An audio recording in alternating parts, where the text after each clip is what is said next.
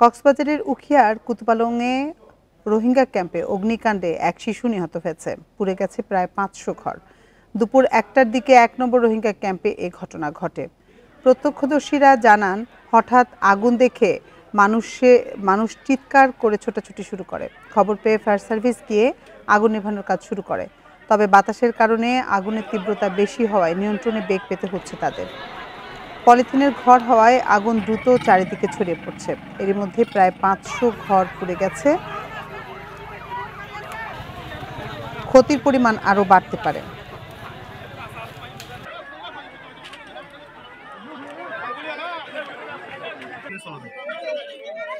আপনি পুশ ওখানে শট নেন না, কিন্তু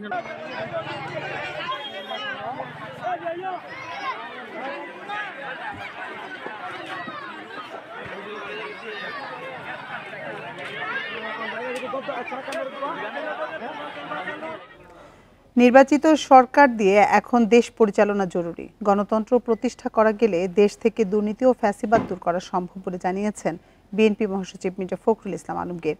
দুপুরে ঠাকুরগাঁও প্রেস ক্লাবে শীতবস্ত্র বিতরণ কর্মসূচি শেষে তিনি একথা বলেন। এ সময় তিনি বলেন, দেশে জনগণের শাসন প্রতিষ্ঠা করতে হবে। এজন্য নির্বাচিত সরকার দিয়ে দেশ পরিচালনা জরুরি। আর জনগণের শাসন প্রতিষ্ঠা করতে নির্বাচন ছাড়া দ্বিতীয় কোনো পথ নেই বলেও জানান তিনি।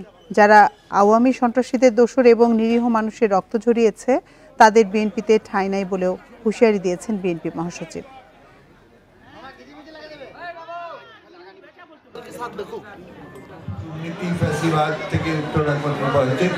গণতন্ত্রকে প্রতিষ্ঠিত করা, রেস্টোরেশন অফ ডেমোক্রেসি, জনগণের যে শাসন সেই শাসনকে স্থাপিত করতে হবে। অর্থাৎ জনগণের যে পার্লামেন্ট, জনগণের যে নির্বাচিত যে পার্লামেন্ট, সেই পার্লামেন্ট দিয়ে দেশ পরিচালনা করতে হবে। নির্বাচন নিয়ে রাজনৈতিক দলগুলোর ব্যাকুলতা সংস্কার কার্যক্রম ব্যাহত করবে বলে মন্তব্য করেছেন যুব ও ক্রীড়া উপদেষ্টা আসিফ মাহমুদ সজীব ভুঁইয়া। সকালে দিনাজপুরের কাহারোলে শীতবস্ত্র বিতরণ অনুষ্ঠান শেষে তিনি একথা বলেন। উপদেষ্টা আরও বলেন, ফ্যাসিবাদী ব্যবস্থার বিলোপের জন্য সরকারি প্রতিষ্ঠান যেভাবে সংস্কার করা দরকার, সংস্কারের এজেন্ডা নিয়ে কাজ করছে সরকার। কমিশনের প্রতিবেদন অনুযায়ী সংস্কার করা হবে। তিনি আরও বলেন, প্রধান উপদেষ্টা নির্বাচনের রোডম্যাপ ঘোষণা করেছেন, তবে নির্বাচন নির্ভর করছে সংস্কার কার্যক্রমের উপর।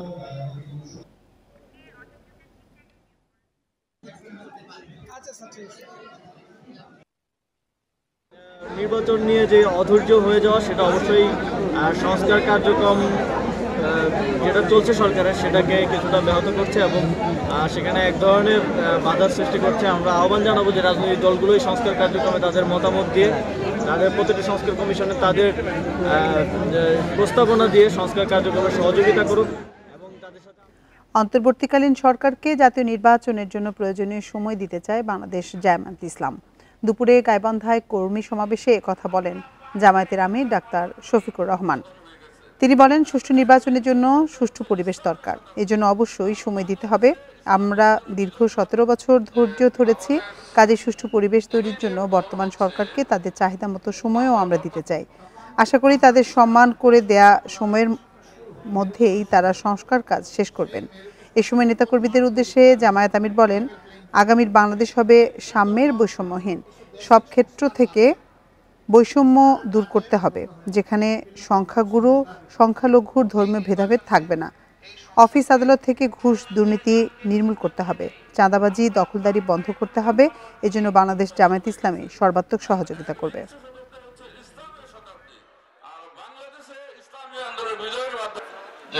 আমাদের ইমিডিয়েট গোল হচ্ছে সুষ্ঠু নির্বাচনের জন্য আগে সুষ্ঠু পরিবেশ বা সমতল মাঠ তৈরি করতে হবে, লেভেল প্লেইং ফিল্ড। এটার জন্য কিছু বেসিক সংস্কার লাগবে। সংস্কারের কাজে বর্তমান সরকার হাত দিয়েছে, তারা একটু সময় চেয়েছে। আমরা যখন 17.5 বছর ধৈর্য ধরতে পেরেছি, আমরা ইনশাল্লাহ আরো কয়েকটা দিন ধৈর্য ধরতে পারবো। 17 বছর পর কাশিমপুর কারাগার থেকে মুক্তি পেলেন বিএনপির ভাইস চেয়ারম্যান ও সাবেক প্রতিমন্ত্রী আব্দুস সালাম পিন্টু। সকালে কাশিমপুর কেন্দ্রীয় কারাগার থেকে মুক্তি পান তিনি। এ সময় কারা ফটকে তার স্বজন ও নেতাকর্মীরা শুভেচ্ছা জানান। কারাগার কর্তৃপক্ষ জানায়, 21 আগস্ট গ্রেনেড হামলা মামলায় খালাস পেয়েছেন আব্দুস সালাম পিন্টু। তিনি ওই মামলায় ফাঁসির দণ্ডপ্রাপ্ত আসামি ছিলেন। সম্পূরক অভিযোগপত্রের ভিত্তিতে মামলার বিচার অবৈধ ও বাতিল ঘোষণা করে রায় দেয় হাইকোর্ট। বিচারিক আদালতের রায়ের বিরুদ্ধে ডেথ রেফারেন্স নাকচ করে এবং আসামিদের আপিল মঞ্জুর করে 1 ডিসেম্বর এ রায় দেয়া হয়। এর আগে 2008 সালের জানুয়ারিতে 21 আগস্ট গ্রেনেড হামলা মামলায় গ্রেপ্তার হন তিনি। যেভাবে এই স্বৈরাচারকে আপনারা উৎখাত করেছেন, আগামী দিনে তারেক রহমানের নেতৃত্বে আমরা নতুন বাংলাদেশ গড়ার প্রত্যয়ে সামনের দিকে এগিয়ে যাব ইনশাআল্লাহ। সার চুরির চেষ্টা, শ্রমিকদের মধ্যে দ্বন্দ্ব ও মালিকদের ব্যবসায়িক বিরোধকে সামনে রেখে চাঁদপুরের মেঘনায় জাহাজে 7 খুনের ঘটনার তদন্ত করছে নৌপুলিশ। তারা বলছেন, চেতনানাশক ওষুধ খাইয়ে কুপিয়ে হত্যা করা হয়েছে নৌযান শ্রমিকদের। ইতোমধ্যে হত্যায় ব্যবহৃত একটি চাইনিজ কুড়াল ও ছুরি উদ্ধার করা হয়েছে জাহাজ থেকে। চাঁদপুরে মেঘনা নদীতে নোঙর করে রাখা এমভিআল বাখেরা কার্গো জাহাজ থেকে 5 জনের মরদেহ উদ্ধার করে নৌপুলিশ। এছাড়া গুরুতর আহত 3 জনকে জেলা সদর হাসপাতালে নিয়ে গেলে সেখানে মারা যান আরো 2 জন। জাহাজটিতে 800 টন বিআইসি এর ইউরিয়া সার নিয়ে চট্টগ্রাম থেকে যাচ্ছিল সিরাজগঞ্জের বাঘাবাড়ি বন্দরে। নৌপুলিশ বলছে, জাহাজ শ্রমিকদের মধ্যে আগে থেকেই অভ্যন্তরীণ দ্বন্দ্ব থাকতে পারে। মালিকদের ব্যবসায়িক স্বার্থকে গুরুত্ব দিয়েও তদন্ত করছেন তারা। পাশাপাশি জীবিত জুয়েল রানার গলায় আঘাতের পরিমাণ খুবই কম। সে তুলনায় অন্যদের কোপানো হয়েছে নৃশংসভাবে। বিষয়টি খতিয়ে দেখা হচ্ছে। মালিক পক্ষের অভ্যন্তরীণ বিরোধ নিয়ে হত্যাকাণ্ড ঘটতে পারে, অথবা জাহাজে যারা কর্মরত ছিলেন তাদের স্বার্থ সংশ্লিষ্ট বিষয় থাকতে পারে, অথবা তৃতীয় কোনো পক্ষ এসে সাবোটেজ করতে পারে। বিভিন্ন স্বার্থ সংশ্লিষ্ট ব্যক্তিবর্গ ব্যবসার সাথে জড়িত, তো সেক্ষেত্রে ব্যবসায়িক বিরোধও থাকতে পারে। নৌপুলিশ জানায়, চেতনানাশক কিংবা ঘুমের ওষুধ খাইয়ে একে একে পরিকল্পিতভাবে কুপিয়ে হত্যা করা হয়েছে 7 জনকে।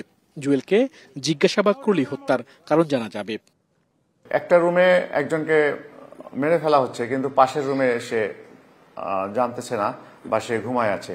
সেক্ষেত্রে মনে হচ্ছে যে এরা যে রাতের খাবারটা খেয়েছে, খাবারের সাথে নিশ্চয়ই কোনো ঘুমের ঔষধ, স্লিপিং পিল অথবা চেতনানাশক কোনো ঔষধ, যে কোনো একটা কিছু প্রয়োগ করা হয়েছে। এদিকে জাহাজের মালিক 6 জন। তারা বলছেন তাদের মধ্যে কোনো বিরোধ নেই। এই হত্যাকাণ্ডের সঠিক ঘটনার তদন্ত ও সুষ্ঠু বিচার চান তারাও। এতগুলি লোকের প্রাণহানি আসলে মেনে নেওয়া যায় না, খুবই দুঃখজনক ঘটনা। এর সুষ্ঠু তদন্তের ভিতর আশা করি ভালো একটা কিছু বেরিয়ে আসবে। আমাদের ভিতরে কোনো বিরোধ নাই। আর সার ডাকাতি না শুধু ডাকাতি, এই সম্বন্ধে আসলে আমি স্পষ্ট কোনো ধারণা আমাদের নেই। এই ঘটনায় হাইমচর মডেল থানায় অজ্ঞাত 10 থেকে 12 জনকে আসামি করে হত্যা মামলা করেছেন নিহত মাস্টার গোলাম কিবরিয়ার স্বজনরা। 19 ডিসেম্বর রাতে মেঘনার এলাকাতে একটি অভিযান পরিচালনা করে কোস্টগার্ড। সে সময় ডাকাতরা পালিয়ে গেলেও তাদের ব্যবহৃত একটি স্পিডবোট, একটি দোনালা বন্দুক এবং বিপুল পরিমাণ দেশীয় অস্ত্র উদ্ধার করে তারা। নৌযান শ্রমিকরা বলছেন, শীতকালে এলাকায় প্রায় ঘটে ডাকাতির ঘটনা। আল আমিন হোসেন, ইন্ডিপেন্ডেন্ট নিউজ, হাইমচর, চাঁদপুর। এ বিষয়ে বিস্তারিত জানাতে চাঁদপুর থেকে আমাদের সাথে যোগ দিচ্ছেন সহকর্মী মনিরুজ্জামান বাবলু। বাবলু, এই ঘটনায় এখন পর্যন্ত কোনো মামলা হয়েছে কিনা, আর পুলিশ যে তদন্ত করছে তারা কি কি বিষয় সামনে রেখে এই তদন্ত কার্যক্রম পরিচালনা করছে? এ বিষয়ে চাঁদপুরের হাইমচর থানায় একটি মামলা দায়ের করা হচ্ছে। জাহাজের যে মাস্টার গোলাম কিবরিয়া তার স্বজনেরা এই মামলার বাদী হয়েছেন এবং এই মামলায় নৌ পুলিশ সুপার সৈয়দ মুশফিকুর রহমান তিনি বলছেন যে 10 থেকে 12 জনকে অজ্ঞাত করে এই মামলা দায়ের করা হয়েছে। তবে এই মামলার পুলিশ যেই দিকগুলো দেখে মামলার কার্যক্রম পরিচালনা করছেন তাদের মধ্যে বেশিরভাগই হলো এই যে শ্রমিকদের মধ্যে কোনো দ্বন্দ্ব রয়েছে কিনা সেটি দেখা হচ্ছে এবং মালিক পক্ষের মধ্যে কোনো দ্বন্দ্ব রয়েছে কিনা সেটি দেখছেন। এখানে পুলিশ সুপার যেমনটি প্রতিবেদনে বলা হয়েছিল যে পুলিশ সুপার জানিয়েছিলেন যে এই চেতনানাশক ওষুধ খাইয়ে ঘুমের মধ্যে তাদেরকে জখম করা হয়েছে কিনা সেটি কি গুরুত্ব দিয়েই, এবং যেখানে জুয়েল ঢাকা মেডিকেল কলেজে চিকিৎসাধীন রয়েছেন তাকে সে সুস্থ হলে তার কাছ থেকে বিস্তারিত জানতে পারবেন বলে বলছেন পুলিশ সুপার। ইতিমধ্যে কিন্তু এই ঘটনার বিষয়টি নিয়ে 3টি তদন্ত কমিটি গঠন গঠন করা হয়েছে শিল্প মন্ত্রণালয় থেকে 5 জন বিশিষ্ট এবং জেলা পুলিশ প্রশাসন, জেলা প্রশাসক এবং নৌ পুলিশ থেকে আরো 2টি তদন্ত কমিটি করা হয়েছে। এই 3টি কমিটি আজকে কিন্তু এই জাহাজের ঘটনাস্থল পরিদর্শন করেছেন এবং আমরা সেখানে আজকে জাহাজে গিয়ে যেটি জানতে পারলাম, জাহাজে পার্শ্ববর্তী যে জাহাজ ছিল সেই জাহাজের লোকজনদেরকেও কিন্তু জিজ্ঞাসাবাদ করবেন নৌ পুলিশের পক্ষ থেকে। এই ইতিমধ্যে যে দেহগুলো, মৃতদেহগুলো, সেগুলো হস্তান্তর প্রক্রিয়া শেষ হয়েছে। আমরা জানি যে 7 জনের মরদেহ যে চাঁদপুর সরকারি জেনারেল হাসপাতালে ছিল, এগুলো ময়নাতদন্ত শেষে আজকে বিকাল নাগাদ 6 জনের মরদেহ পরিবারের কাছে হস্তান্তর করা হয়েছে। সেখান থেকে জেলা প্রশাসন এবং নৌ পুলিশে তাদের প্রত্যেককে 30,000 টাকা করে সহায়তা দিয়েছেন এবং 6 জনের মরদেহ পরিবারের কাছে হস্তান্তর করা হয়েছে। রানা নামে যে বাবুচ্চি রয়েছে তার এখনো পরিবারের সন্ধান মিলেনি এবং তার মরদেহ এখনো যে মর্গে রাখা হয়েছে বলে জানিয়েছেন। এই চাঁদপুরের এই ঘটনায় আসলে চাঁদপুরের নৌ অঞ্চলে যে শীতের সময় আসলে যে ডাকাতির ঘটনা ঘটেছে সেটি কিন্তু বিগত বছরগুলো ঘটেছে এবং ইতিমধ্যে আমরা যে গত কয়েকদিন আগেই কিন্তু কোস্টগার্ড এখানে একটি অস্ত্র সহ এবং একটি স্পিডবোট জব্দ করেছেন এবং ডাকাত দল পালিয়ে যেতে সক্ষম হয়। কোস্টগার্ড, নৌ পুলিশ এবং তাদের যে টহল সেটি কিন্তু বৃদ্ধি করেছেন, কিন্তু শীতের সময় আসতে ঘন কুয়াশার কারণে সেটি হয়তো ব্যাহত হচ্ছে এবং জনবল সংকটের কথা বলছেন নৌ পুলিশ এবং কোস্টগার্ড। আমরা জানি যে এই ঘটনার পরপর কিন্তু সবার আগে কোস্টগার্ড ঘটনাস্থলে উপস্থিত হন এবং তারা সেখানে গিয়ে প্রথমে পুলিশ প্রশাসন সহ বিভিন্ন আইন শৃঙ্খলা বাহিনীকে বাবলু, আপনি আরো তথ্য সংগ্রহ করুন, আমরা পরবর্তীতে আবার আপনার সাথে যোগাযোগ করব। চাঁদপুর থেকে জানাচ্ছিলেন আমাদের সহকর্মী মনিরুজ্জামান বাবলু। এদিকে চাঁদপুরের মেঘনায় জাহাজে হত্যাকাণ্ডের পেছনের রহস্য বের করতে তদন্ত শুরু হয়েছে। দ্রুতই কারণ বেরিয়ে আসবে বলে জানিয়েছেন নৌ উপদেষ্টা এম সাখাওয়াত হোসেন। সকালে চট্টগ্রাম বন্দরে বিভিন্ন শেড পরিদর্শনে গিয়ে তিনি এই কথা বলেন। নৌ উপদেষ্টা বলেন, জাহাজে হত্যাকাণ্ডের কারণ এখনো স্পষ্ট নয়। এটি ডাকাতি নাকি অন্য কোনো বিষয়ে সেটি খতিয়ে দেখা হচ্ছে। এর আগে তিনি বন্দরের XY শেড, অকশন শেড এবং কার শেড পরিদর্শন করেন। এ সময় তিনি নিলাম প্রক্রিয়া গতিশীল করার জন্য কাস্টম কর্মকর্তাদের নির্দেশ দেন।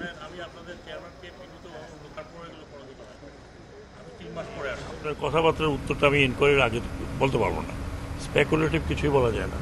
কি হয়েছে, ডাকাতি হয়েছে না কেউ মার্ডার করেছে, কি হয়েছে, তো এটা ইনভেস্টিগেশন হোক, আপনারা জানতে পারবেন। সিলেটের গোয়াইনঘাট সীমান্ত থেকে 13 বাংলাদেশি ধরে নিয়ে যাওয়ার অভিযোগ উঠেছে বিএসএফ এর বিরুদ্ধে। রোববার রাতে মেঘালয় রাজ্যের জুয়াই পুলিশ স্টেশনে তাদের ধরে নিয়ে যাওয়া হয়। স্থানীয়দের বরাত দিয়ে পুলিশ জানায়, জৈন্তাপুর ও গোয়াইনঘাট উপজেলার 15-16 জন তরুণদের একটি দল ভারতে অনুপ্রবেশ করে। দেশে ফেরার সময় ওই দলের একজন সদস্য বিএসএফ এর হাতে ধরা পড়ে। পরে বিএসএফ সদস্যরা ভারতে অনুপ্রবেশকারী ওই দলের সবাইকে আটক করে। এ বিষয়টি নিয়ে কোনো অভিযোগ না পাওয়ার কথা জানিয়েছে বিজিবি। পরশুদিন বিকালে আপনার এই যে 13-14 জনের এই যে অল্প বয়সের ছেলেপেলেগুলা, কারোরই বয়স 20 বছরের বেশি না, সীমান্ত দিয়া ওই পারে ঢুকে গেছে। ওই পার থেকে পরে রাত 10টার দিকে বা 9:30টার দিকে আসার পথে তারা বিএসএফ এর হাতে ধরা পড়ছে। সুনামগঞ্জের ছাতক সীমান্ত দিয়ে অবৈধভাবে ভারত থেকে ফেরার পথে 2 বাংলাদেশিকে আটক করেছে বিজিবি। গতরাতে উপজেলার বনগাঁও সীমান্ত থেকে তাদের আটক করা হয়। তারা হলেন নড়াইলের লোহাগড়া থানার পারমল্লিকপুর গ্রামের রফিকুল ইসলাম ও যশোরের বাঘারপাড়া থানার রাধানগর গ্রামের মফিজুর রহমান। বিজিবি জানায়, 1 বছর আগে অবৈধভাবে বেনাপোল সীমান্ত দিয়ে ভারতে যান তারা। রাতে দেশে ফেরার পথে বনগাঁও সীমান্ত থেকে তাদের আটক করা হয়। আটককৃতদের ছাতক থানায় হস্তান্তর করা হয়েছে।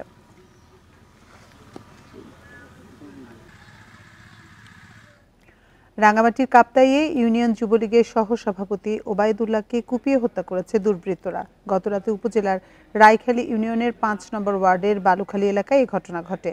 নিহতের স্বজনরা জানায়, ওবায়দুল্লাহ রাতে কারিগর পাড়া বাজারে দোকান বন্ধ করে নিজ এলাকা বালুখালীর দিকে যাচ্ছিলেন। এ সময় দুর্বৃত্তরা তাকে কুপিয়ে গুরুতর আহত করে পালিয়ে যায়। পরে তাকে উদ্ধার করে চট্টগ্রাম মেডিকেল কলেজ হাসপাতালে ভর্তি করা হলে চিকিৎসক মৃত ঘোষণা করেন। এই ঘটনায় জড়িতদের গ্রেপ্তারে অভিযানে নেমেছে পুলিশ।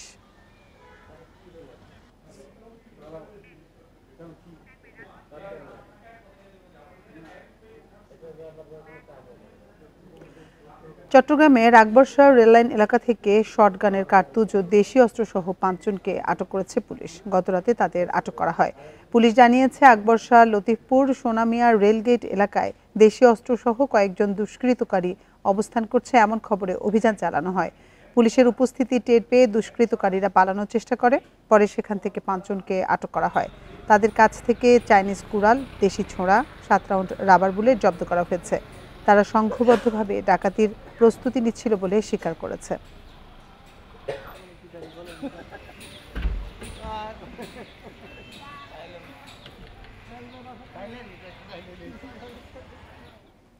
বিভিন্ন অপরাধে 2 বছরে 400-র বেশি সদস্যকে শাস্তি দিয়েছে বরিশাল জেলা ও মহানগর পুলিশ। পরিবর্তিত প্রেক্ষাপটে সদস্যদের শৃঙ্খলা বোধ বাড়াতে আরও সতর্ক বাহিনীর কর্মকর্তারা। তারা বলছেন, এখন আর নিয়ম ভেঙে কারো পার পাওয়ার সুযোগ নেই। নৈতিক স্খলন, দুর্নীতি, মাদক, নির্যাতন সহ নানা অপরাধে জড়িত থাকায় গত 2 বছরে 412 জন পুলিশ সদস্যকে শাস্তি দিয়েছে বরিশাল জেলা ও মেট্রোপলিটন পুলিশ। দণ্ডপ্রাপ্তদের মধ্যে 173 জন মেট্রোপলিটন পুলিশের সদস্য এবং 239 জন জেলা পুলিশের সদস্য। পরিপন্থী বা ইনডিসেন্ট কোনো কাজ করার জন্য তাহলে আমাদের কর্তৃপক্ষ লঘুদণ্ড বা গুরুদণ্ডের মধ্যে শাস্তির আওতায় না। এক সদস্য পেলে সবার ভিতরেই থাকে যে আমি করলেও তো এ ধরনের ঘটনা ঘটবে, আমার উপর এই প্রভাব পড়বে, যার কারণে একজন থেকে সবাই সতর্ক হয়। কর্মকর্তারা বলছেন, অপরাধ করলে বিধিবিধান অনুযায়ী শাস্তি দেওয়া হচ্ছে। এতে নিশ্চিত হচ্ছে বাহিনীর সদস্যদের জবাবদিহি শৃঙ্খলা। প্রাথমিক ইনকোয়ারিতে যদি সেগুলো প্রমাণের কোনো সম্ভাবনা থাকে তাহলে বিভাগীয় মামলা হয়। বিভাগীয় মামলা যদি সে মিথ্যা প্রমাণিত হয় তাহলে তিনি খালাস পাবেন, আর যদি প্রমাণিত হয় তাহলে কোনো না কোনো গুরুদণ্ড তাকে পেতে হয়। বরিশাল মেট্রোপলিটন পুলিশ জানিয়েছে, পুলিশে এখন নিয়ম ভেঙে পার পাওয়ার সুযোগ নেই। পরিবর্তিত প্রেক্ষাপটে পুলিশকে ঢেলে সাজাতে বিভাগীয় শাস্তির বিধান কার্যকর পদক্ষেপ। 2 বছরের মধ্যে যদি 2টা লঘুদণ্ড থাকে তারপরেও সে প্রমোশন পায় না। তো এখন যদি এটা মানে ওই ইফেক্টিভ না হতো তাহলে তো এতদিন পুলিশ ডিপার্টমেন্ট ধ্বংসই হয়ে যেত।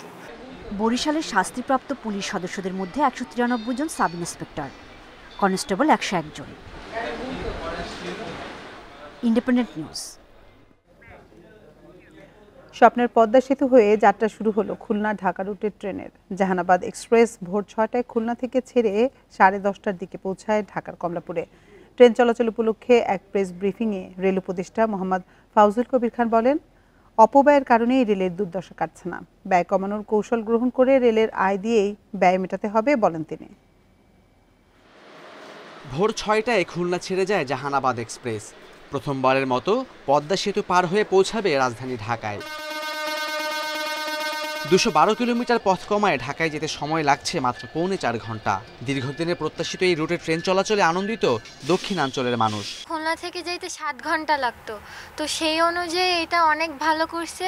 বিশেষ করে যারা অফিস করবে তাদের জন্য এটা খুব ভালো। স্বল্প সময়ের ভিতরে চলে যাবে, এজন্যই ভালো লাগতেছে।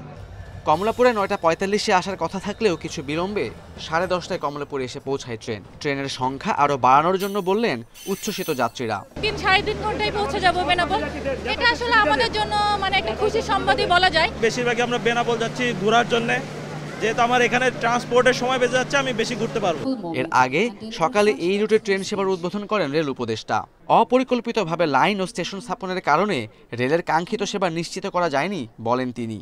এই ব্যয় যদি কমানো না যায় তাহলে আমাদের যে রেল সেবা দেওয়ার আমাদের প্রত্যাশা সেটা আমরা পূরণ করতে সক্ষম হব না। অনুষ্ঠানে বিশেষ অতিথির বক্তব্যে চীনের রাষ্ট্রদূত বলেন, অন্তর্বর্তী সরকারকে সব ধরনের সহায়তা দেবেন তারা। আমরা বাংলাদেশের উন্নয়নে বিশ্বাস করি, আর সব সময়ের মতো বাংলাদেশের অগ্রগতিতে পাশে থাকবে চীন। চলমান এবং ভবিষ্যতের প্রকল্পে চীন সর্বোচ্চ সহযোগিতা করবে বাংলাদেশকে। ঢাকা খুলনা ঢাকা রুটে চালু হওয়া জাহানাবাদ এক্সপ্রেসের আসন সংখ্যা 768টি। পদ্মা সেতু হয়ে ঢাকা বেনাপোল ঢাকা রুটেও চালু হচ্ছে আরেকটি ট্রেন। স্বপ্নের পদ্মা সেতু দিয়ে ঢাকা খুলনা ঢাকা ও ঢাকা বেনাপোল ঢাকায় 2 জোড়া ট্রেন চালু করল রেলওয়ে কর্তৃপক্ষ। এতে একদিকে যেমন বাঁচল সময়, অন্যদিকে বাঁচবে খরচও। যাত্রীরা বলছেন, ট্রেনের সংখ্যা বাড়ানোর পাশাপাশি নিশ্চিত করতে হবে যাত্রী সেবার মান। Khaled Raihan, independent news, Dhaka. আজ মৌলভীবাজারের শ্রীমঙ্গলে তাপমাত্রা নেমেছে 8.9 ডিগ্রিতে। মৃদু শৈত্যপ্রবাহের কারণে বেড়েছে দুর্ভোগ। আবহাওয়া অফিস জানিয়েছে, ভোরে কুয়াশা পড়লেও বেলা বাড়ার সাথে সাথে দেখা মিলেছে সূর্যের। তবে সন্ধ্যার পর থেকে শীত বেশি অনুভূত হচ্ছে। এতে বিপাকে পড়েছেন বড় চাষি ও চা শ্রমিকরা। পঞ্চগড়ের শীতের তীব্রতায় বিপাকে খেটে খাওয়া মানুষ। বিকেলের পর থেকে হালকা কুয়াশার কারণে শীত বেশি অনুভূত হচ্ছে। তাপমাত্রা কমে শীতের তীব্রতা বাড়তে শুরু করেছে চুয়াডাঙ্গা ও মেহেরপুরে। শীত লাগে, সারপাল নিয়ে বাড়াইতে পারি না, তাই একটু রোদ বাড়াচ্ছে, তাই একটু বাইরে বাড়াচ্ছি। খুব ঠান্ডা, শীত করছে, গাড়ি চালানো খুব অসুবিধা হয়েছে। ঘন কুয়াশায় ঢাকা মাওয়া এক্সপ্রেসওয়ে যেন এক মৃত্যুফাঁদ। কুয়াশার মাঝেও চালকদের বেপরোয়া গতিতে ঘটছে দুর্ঘটনা। একমুখী রাস্তায় ধীরগতির বা থেমে থাকা যানবাহনে পেছন থেকে ধাক্কা দিচ্ছে দ্রুতগতির বাস ট্রাক।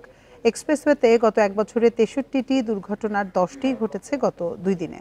মৃত্যু হয়েছে 2 জনের। এমন পরিস্থিতিতে ঘন কুয়াশায় প্রয়োজনে যান চলাচল বন্ধ রাখার পরামর্শ বিশেষজ্ঞদের। গেল 2 দিনে ঢাকা মাওয়া এক্সপ্রেসওয়েতে ঘন কুয়াশার মাঝে একাধিক স্থানে অন্তত 10টি দুর্ঘটনা ঘটে।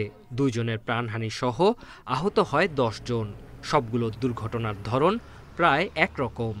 ঘন কুয়াশায় দেখতে না পেয়ে সড়কের ধীর গতির বা থেমে থাকা গাড়িতে পেছন থেকে ধাক্কা দেয় অন্য গাড়ি।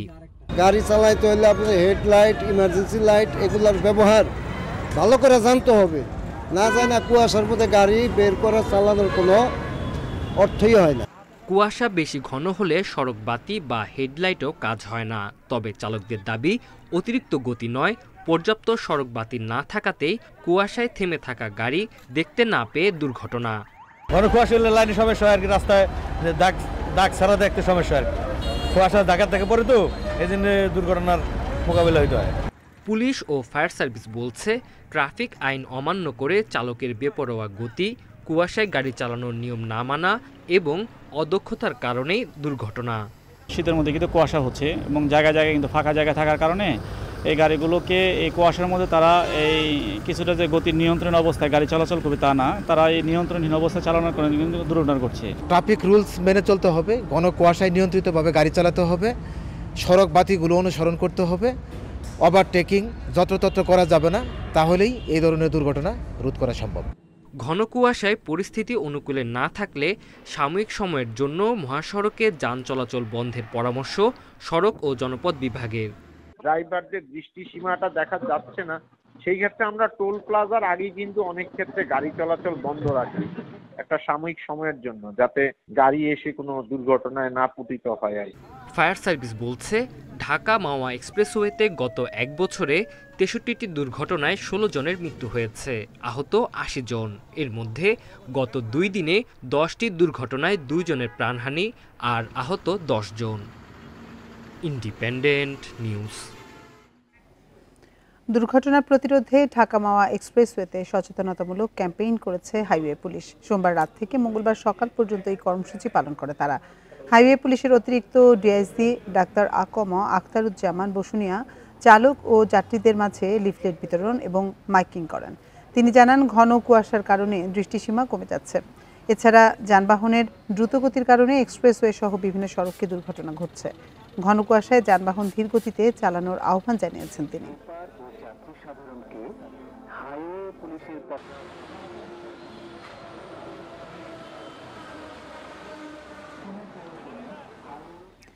ভারতের গণমাধ্যমে বাংলাদেশে হিন্দুদের উপর নির্যাতনের মিথ্যা বক্তব্য দেয়ায় হতবাক ফরিদপুরের যুবকের বাবা শুভ্র কর্মকারের পরিবার বলছে, তাদের বাড়িঘর বা মন্দিরে কোনো হামলা হয়নি। ভারতের গণমাধ্যমে শুভ্রর বক্তব্য পুরোপুরি মিথ্যা। এদিকে ফরিদপুরে হিন্দুদের উপর হামলা হচ্ছে এমন মিথ্যা তথ্য ছড়ানোয় শুভ্রর বিরুদ্ধে আইনি ব্যবস্থা চায় স্থানীয় হিন্দু সম্প্রদায়। সম্প্রতি ভারতে যান ফরিদপুরের নীলটুল এলাকার শুভ্র কর্মকার। ভারতীয় গণমাধ্যমে এক সাক্ষাৎকারে তিনি দেশের হিন্দুদের উপর নির্যাতনের মিথ্যা দাবি করেন। ঘরবাড়ি ও মন্দিরে হামলায় তারা ভীত সন্ত্রস্ত, এমন দাবিও করেন শুভ্র। মারধর করা হয়, তাদেরকে অত্যাচার করা হয়। ছেলের এই মিথ্যাচারে হতবাক বাবা সুনীল কর্মকার সহ গোটা পরিবার। এজন্য ক্ষমা চেয়ে বাবার দাবি, জোর করে শুভ্রকে এসব বলতে বাধ্য করা হয়েছে। পাসপোর্টটা মানে ওই পাশে যাওয়ার পরে হাতে নিছে, হাতে নিয়ে কইতেছে দেশের সম্বন্ধে এই কথা কিছু বলো, এই কথাগুলো তুমি বলো। হ্যাঁ, আমি বললাম তুই যে এই কথাগুলো বললি, তো এই ধরনের কোনো ঘটনা ঘটছে আমাকে এখানে? কয় না, এই ধরনের ঘটনা ঘটে নাই। ভারতীয় গণমাধ্যমে মিথ্যা তথ্য দিয়ে সম্প্রীতি বিনষ্টের চেষ্টার জন্য শুভ্রর বিরুদ্ধে আইনি ব্যবস্থার দাবি জানিয়েছে স্থানীয় হিন্দু সম্প্রদায়। উনি ইন্ডিয়া যায়া আমাদের দেশ বিরোধী কিছু বক্তব্য দিচ্ছে। আমাদের দেশে কোনো এই ধরনের হিন্দু নির্যাতনের কোনো ঘটনা ঘটে নাই। শুভর যে বক্তব্যটা এবং ওইটা যেভাবে প্রচার হয়েছে, এটা তো ডেফিনেটলি মানে বলার অবকাশ রাখে না যে এর কোনো কিছু ফরিদপুর শহরে কখনোই ঘটে নাই। পুলিশ জানায় 5 আগস্টের পর ফরিদপুরে হিন্দুদের উপর বা তাদের প্রতিষ্ঠান ও মন্দিরে কোনো হামলা হয়নি। মিথ্যাচার করায় শুভ্র কর্মকারের বিরুদ্ধে আইনি ব্যবস্থা নেওয়া হবে। 5 তারিখের পরে এই সকল বিষয়ে কোনো ব্যক্তি কোনো অভিযোগ আমাদের থানায় দায়ের করেনি। সে এখনো দেশের বাইরে আছে, এটা অবশ্যই সে গহিত কাজ করছে এবং দেশের বিরুদ্ধে প্রপাগান্ডা চালাইছে। 100 বছরের সাম্প্রদায়িক সম্প্রীতি ধরে রাখতে ভারতীয় প্রচার মাধ্যমকে মিথ্যাচার না করে দায়িত্বশীল ভূমিকা রাখার আহ্বান সনাতন ধর্মের মানুষের। Independent news. বড়দিন উদযাপনে প্রস্তুত দেশের খ্রিস্টান ধর্মাবলম্বীরা। এর মধ্যে গির্জা, ঘরবাড়ি, পাড়া মহল্লা সাজানো হয়েছে বর্ণিল সাজে। উৎসব নির্বিঘ্ন করতে বিশেষ ব্যবস্থা নেওয়ার কথা জানিয়েছে আইনশৃঙ্খলা রক্ষাকারী বাহিনী। বরিশাল নগরীর 14টি কলোনির 6টি গির্জায় বড়দিনের অনুষ্ঠান পালিত হবে। কদিন আগে থেকেই খ্রিস্টান পল্লীতে বিরাজ করছে সাজ রব। শেষ মুহূর্তে চলছে আলোকসজ্জা, আলপনা সহ নানা কারুকাজ। Catholic church, Baptist, church of Bangladesh, Oxford, fellowship church, প্রত্যেকটা চার্চই তার নিজস্ব আঙ্গিকে তারা বিভিন্নভাবে আয়োজন করেছেন। বর্ণিলভাবে সাজানো হয়েছে উত্তরাঞ্চলের বিলাসবহুল হোটেল মমইনকে। রাজশাহীতে সবগুলো গির্জাতে সাজসজ্জা, প্রতীকী গোশালা বসানো হয়েছে। শুভ বড়দিনের তাৎপর্য হচ্ছে আমাদের নিজেকে বড় করা, অন্যকে বড় করা, মন আত্মায় এবং অন্তরে যেন আমরা সবাই বড় মানুষ হতে পারি এবং সেই বড় মানুষের অন্তরে যেন সবাইকে স্থান দিতে পারি। বড়দিন উপলক্ষে ঢাকার নবাবগঞ্জে গির্জা, ঘরবাড়ি, ক্লাবকে সাজানো হয়েছে বর্ণিল করে। খুলনার 161টি গির্জায় উৎসব উদযাপনের প্রস্তুতি প্রায় শেষ পর্যায়ে। লাইটিং সব প্রস্তুতি আছে, লাইটিং, আলপনা যা কিছু সব প্রস্তুতি আছে। আমরা কালকে বড়দিন করব। আমাদের বড়দিনের প্রস্তুতি মোটামুটি অনেক ভালো, এখন আমাদের কাজ অনেকটা কমপ্লিট। পাবনায় গির্জাসহ ঘরবাড়িতে আলোকসজ্জা, ক্রিসমাস ট্রি সাজাতে ব্যস্ত সময় পার করছেন খ্রিস্টান সম্প্রদায়ের মানুষ। মেহেরপুরে উৎসব নির্বিঘ্ন করতে নেওয়া হয়েছে সব ধরনের প্রস্তুতি। গির্জায় যে কমিটি রয়েছে তাদের সাথে মিটিং করেছি, তাদের স্বেচ্ছাসেবক থাকবে ওখানে। আপনার প্রত্যেকটা গির্জাতে আমরা সিসি ক্যামেরার ব্যবস্থা করেছি কমিটির সাথে কথা বলে, এবং আমাদের নিয়মিত টহল পার্টি থাকবে। এছাড়া মাগুরা, গাজীপুর, মৌলভীবাজারে বড়দিন ঘিরে Christmas tree, ginger bread house সহ রঙিন কাগজ, জরি ও ফুল দিয়ে সাজানো হয়েছে গির্জাগুলো। Sadekur Rahman Siddiqui, independent news. ঢাকার ধামরাইয়ে একটি অবৈধ ইটভাটায় অভিযান চালিয়ে 5 লাখ টাকা জরিমানা করেছে ভ্রাম্যমাণ আদালত। সকালে উপজেলার কুল্লারপাল্লী এলাকার মেসার্স মাহি এন্টারপ্রাইজ অ্যান্ড ব্রিক্সে এই অভিযান চালানো হয়। ভ্রাম্যমাণ আদালতের নির্বাহী ম্যাজিস্ট্রেট রেজওয়ান ইসলাম জানান, পরিবেশ ও জেলা প্রশাসনের ছাড়পত্র না থাকায় ইটভাটাকে 5 লাখ টাকা জরিমানা করা হয়। পাশাপাশি ভাটার যাবতীয় কার্যক্রম বন্ধের নির্দেশ দেওয়া হয়েছে। অবৈধ ইটভাটার বিরুদ্ধে তাদের অভিযান অব্যাহত থাকবে বলে জানিয়েছে প্রশাসন। এদিকে অবৈধ ইটভাটা না ভেঙে আর্থিক জরিমানা করায় অসন্তোষ প্রকাশ করেছেন এলাকাবাসী। এই ভাটার জন্য আমাদের গাছপালায় কোনো ফসল হচ্ছে না। 3 ফসলের জমি সব জোর জবরদস্তি করে কেটে আনতে আছে মাটি। সাভার, ধামরাই যে উপজেলাগুলোতে বেশি ইটভাটা রয়েছে এবং পরিবেশ দূষণের শিকার হচ্ছে যে জায়গাগুলো বেশি, সেই জায়গাগুলোয় নিয়মিত অভিযান পরিচালনা হবে। বরগুনা প্রেস ক্লাবকে স্বৈরাচার মুক্ত করে সকল সাংবাদিকদের জন্য উন্মুক্ত করার দাবিতে মানববন্ধন করেছে জেলায় কর্মরত সাংবাদিকরা। সকালে জেলা প্রশাসক কার্যালয়ের সামনে এই কর্মসূচি পালন করেন তারা। আন্দোলনকারীদের অভিযোগ, প্রেস ক্লাবের 47 বছরের ইতিহাসে সদস্য মাত্র 24 জন। জেলায় কর্মরত বিভিন্ন গণমাধ্যমের সাংবাদিকদের সদস্য পদ না দিয়ে আওয়ামী লীগের পদধারী কিছু নেতা প্রেস ক্লাবের দখল করে রেখেছে। এ সময় তারা জেলা প্রেস ক্লাবটি সকল সাংবাদিকদের জন্য উন্মুক্ত করে নির্বাচন আয়োজনের দাবি জানান। পাশাপাশি বর্তমান কমিটি বিলুপ্ত করে অন্তর্বর্তীকালীন কমিটি গঠনের দাবি জেলার সাংবাদিকদের।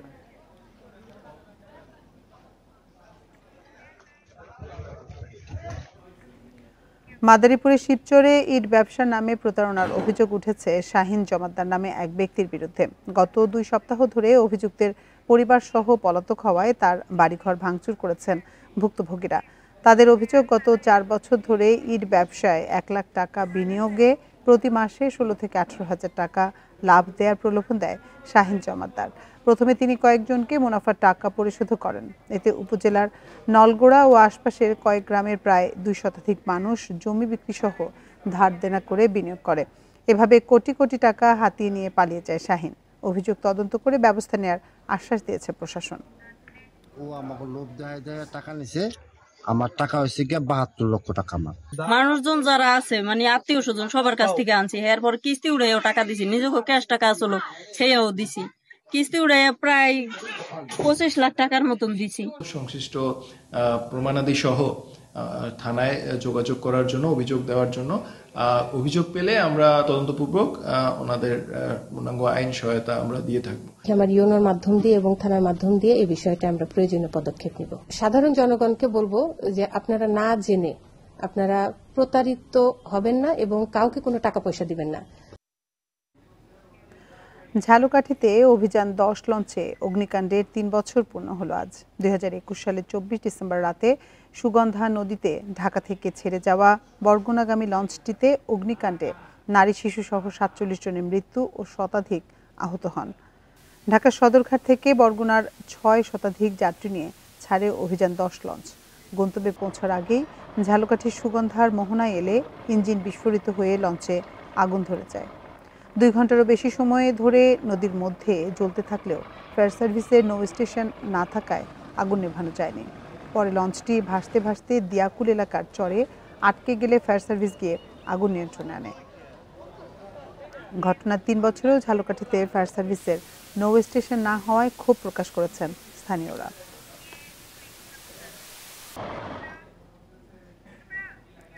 এই ছিল সমগ্র বাংলাদেশের আজকের আয়োজন। এতক্ষণ সাথে থাকার জন্য ধন্যবাদ সবাই।